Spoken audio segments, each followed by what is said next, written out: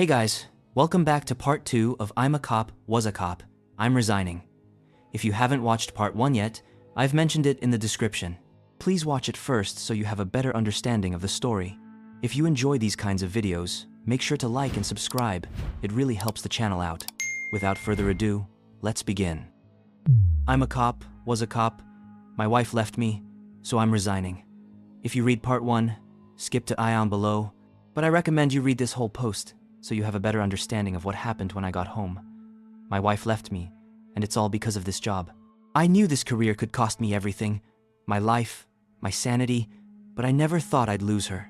I'm alone now, and I have no one to blame. No one but myself, and the curse this job has inflicted. The day I lost her, she'd received a call from the station. A call that every spouse hopes they never have to hear, the one informing them that their other half had been hurt. I could only imagine the anxiety she felt when they gave her the news. She must have been terrified. Luckily, I was okay. I wasn't seriously hurt. Just a scratch, I joked as she met me at the door, wrapping her arms around me and letting out a relieved sob. I cautiously pressed her up against my chest, and she told me about the call that had rudely woken her up in the early hours of the morning. She told me how they said I'd been hurt and how she immediately concluded I'd been shot. She hyperventilated in my arms as she replayed the memory. I heard every anguished quiver in her voice as she shuddered in my arms. Her breath condensed in the cold morning air, the gaseous cloud glowing a ghostly white under the fluorescent porch light. The fog disappeared over our heads, her nails dug into my back, her face buried into my vest. "You feel cold," she said, suddenly hyper-aware of anything that could cause me harm, but I felt fine. Maybe it was the adrenaline still running through my body, but I didn't feel anything. No cold, no pain, just this strange void that had formed in the center of my chest after what had happened. But I couldn't tell her that. This job had already caused so much friction between us. If I had told her what I felt, what I truly felt, it would have scared her. I told myself that it was the adrenaline still numbing my chest, that my lack of emotion, lack of pain, was due to the shock still afflicting my body. We swayed there on our feet, and she asked me what happened.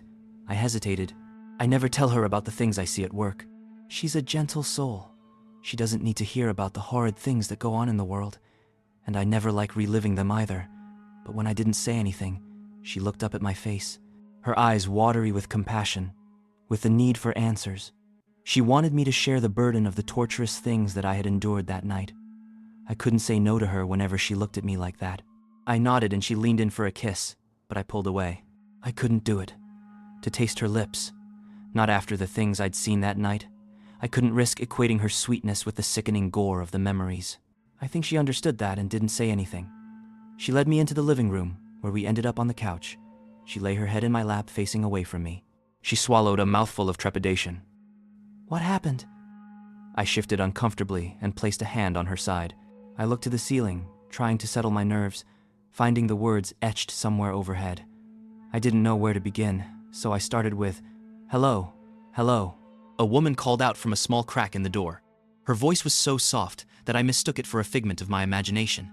The center of her face was framed in the light of the hall, her gaze wide and maniacal, the unmistakable undulation of paranoia that could only come from a state of psychosis in her gaze. I'd seen that look hundreds of times in the eyes of the drug-addicted junkies of our small town. She lifted a bony hand and called me over, her ancient flesh clinging to the rigid structure of her bones. I practically heard the joints crackling as her finger beckoned me closer. I took a cautious step toward her and looked at the wiry fibers sprouting from her head. Her mouth was puckered, her jaw missing, the toothy structure that gave the human face its normal aesthetic. "What the hell took you so long?" she asked. I introduced myself and asked her the details of the situation. She looked at me with this strange anger, frustrated that I didn't already know. "I got a report of screaming coming from somewhere in the complex. Is that correct?" She looked down the hall and back at me. "It's here. It's watching us." The woman slammed the door as a screech came down the corridor. My wife shifted in my lap, her fingers nervously tapping my thigh. I questioned if I should keep going, but she thudded my leg, a quiet plea for me to keep going, and so I did. It was a woman. She was naked, and in a deplorable state. I trained my flashlight in her direction to find blood dribbling down her face. She looked as malnourished as the old woman at the door, if not more. I asked her if she was okay, if she needed help, but she didn't answer, instead perching herself up on her heels, like a cat standing on a branch. She was trembling, breathing heavily, swaying woozily, as if on the brink of collapse. After 12 years on the force, I've seen enough ODs to know this woman was in dire straits. I radioed for EMS, but there was no reply. The radio was dead. I stepped forward, and the woman lifted her face. That's when I saw the source of the blood and realized that this was more serious than an OD. Her mouth and eyes were stitched shut. That was when she stopped trembling. My wife started shivering, every muscle fiber in her body sporadically twitching. I practically heard her heart thudding out of her chest. "Keep going. Don't stop," she said. I didn't want to, but my wife turned to me and gave me a commanding scowl, her teeth grinding behind her lips. "Well?" I said, weighing the coming calamity. "What happened next?" With my wife's fury aimed at my face, I told her about the way I aimed my gun at the woman's. Not without cause, of course. The woman's voice grumbled from behind the stitches. It was a primal sound that signaled the need for violence. Her fist unclenched, and she ran at me with the intent to kill. She was fast, too fast for me to properly weigh my options. Without thinking, I'd pulled my gun and started firing at her. I struck her a few times, but tumbled back and ended up hitting the lights overhead. We were left in the dark. Only my flashlight pierced the void.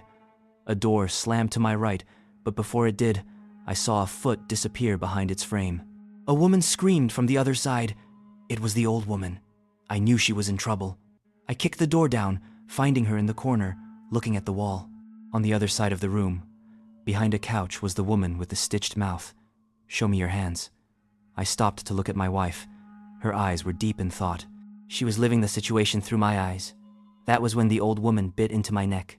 Her mouth now had teeth, dozens of them, sharp and murderous.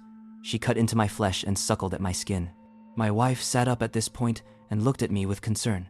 She pulled my collar aside and winced at the sight of my mangled neck, the coagulated liquid already scabbing over.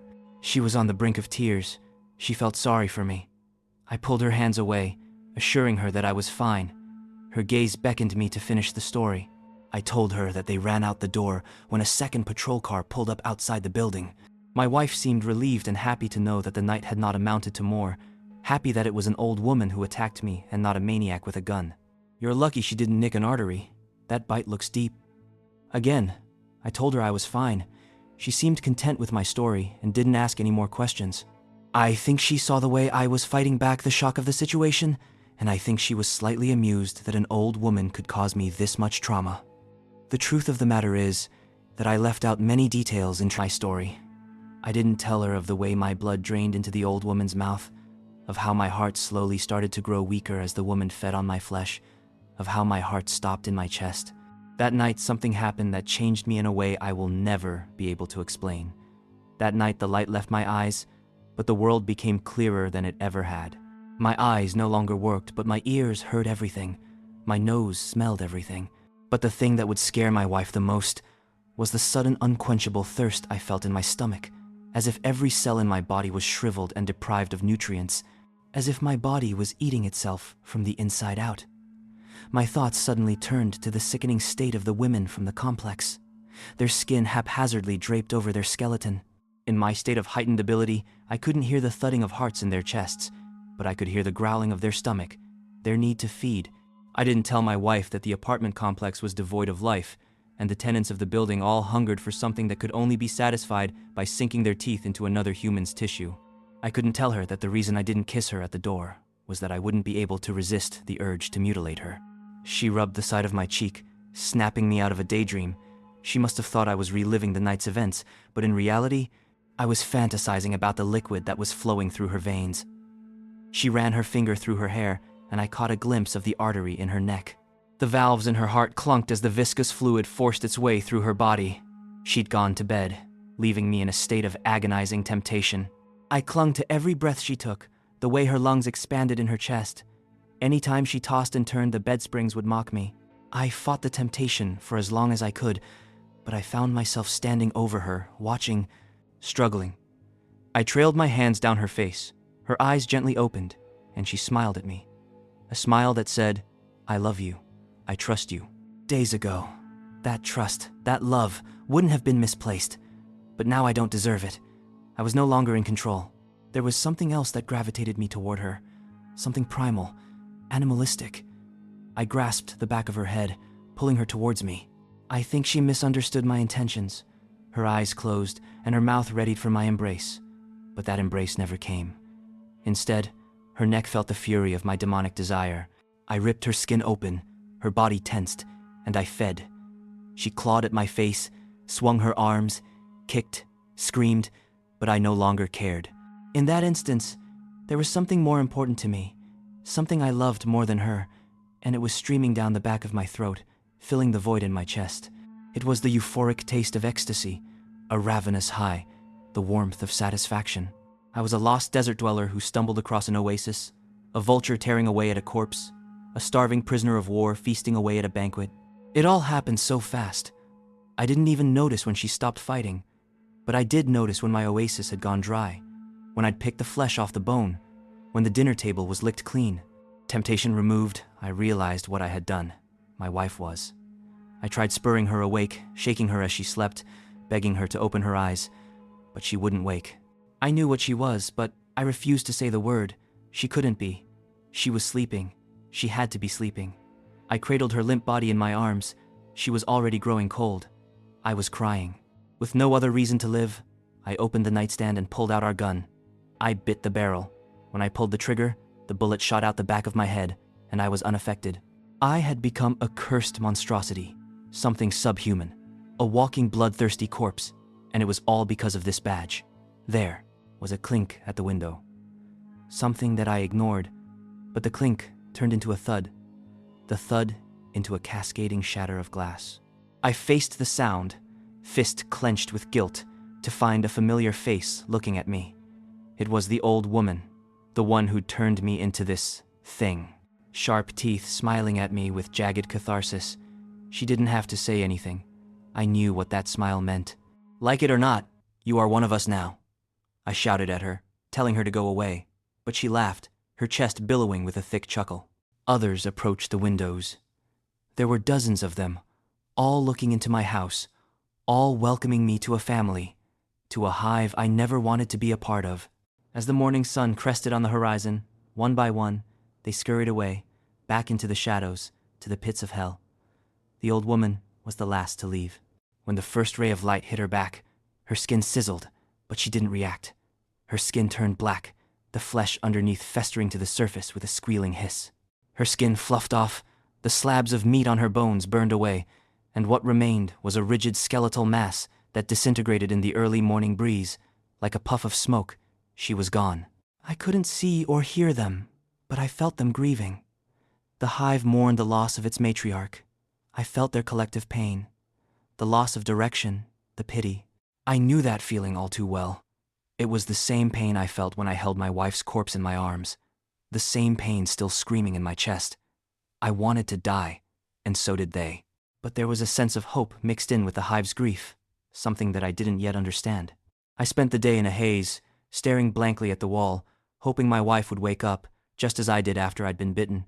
But instead of her limbs roaring to life, they stiffened with rigor mortis. She was nothing more than a lifeless shell now. The earth swayed under my feet.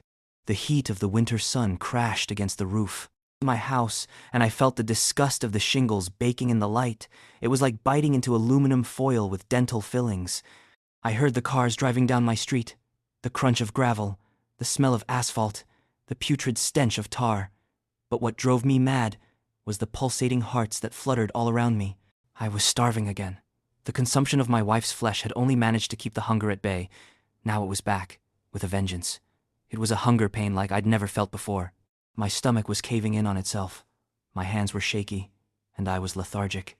It had only been a few hours, but I started to notice my skin thinning as my body started consuming itself. It wouldn't take long for me to start looking like a junkie. I heard a car pull into my driveway and the chatter of a police radio as the door swung open. Someone from work had come to see how I was doing. I felt panic as they climbed up the porch steps, the groaning wood warning me of the impending calamity. Their knuckles knocked on the door, and the sound echoed through the lifeless house. If my heart was still beating, it would have been pumping out of my chest. Not only was I a danger to the person on the other side, I was a newly minted murderer. My fresh kill still lying on my bed. They knocked again. I inched closer to the door, and could already feel the radiating heat coming off their breath. My hands were shaking. not with fear, but now with anticipation. I wanted to open the door, to pull them inside and rip their chest cavity open, to watch the blob of meat on the other side of their ribcage dance in my hands. I pictured myself biting into it, the fluid inside squirting into my mouth like a geyser, the relief I would feel when I did. But I remember the guilt I felt, the grief of taking my wife's life, and I was conflicted. It was an impossible choice, to feed or not to feed. I gripped the door handle and let fate take the wheel.